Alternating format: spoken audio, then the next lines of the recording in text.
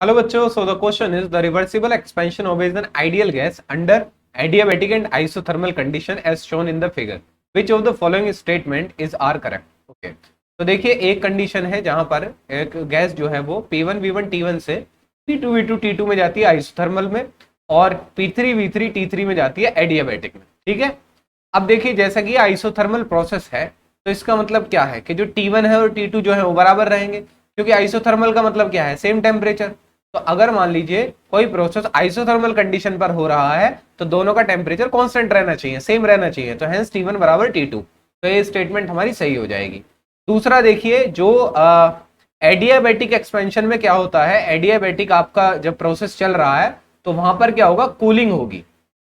वहां पर क्या होगा, कूलिंग होगी, तो टेम्परेचर जो है लो हो जाएगा। टेम्परेचर लो हो जाएगा, जो T3 जो टेम्परेचर है वो T1 से कम होगा।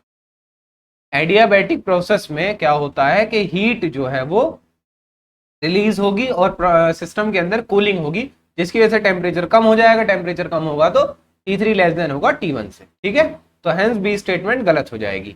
अब फिर देखते हैं वर्क डन। अब देखिए वर्क डन क्या होता है, वर्क डन होता है area under the curve, area under curve.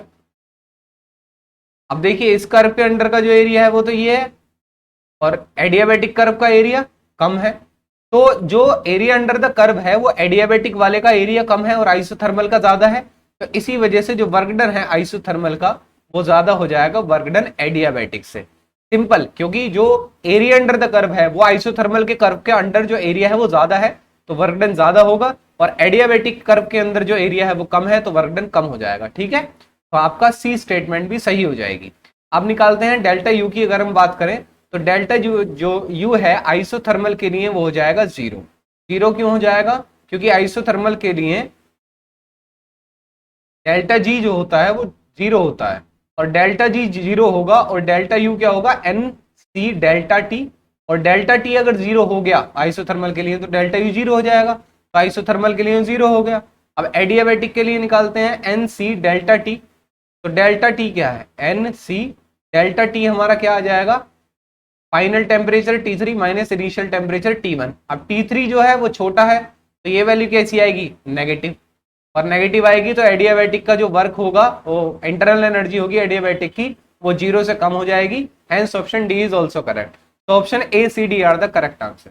So I hope the concept is very much clear to you. Thank you and best of luck.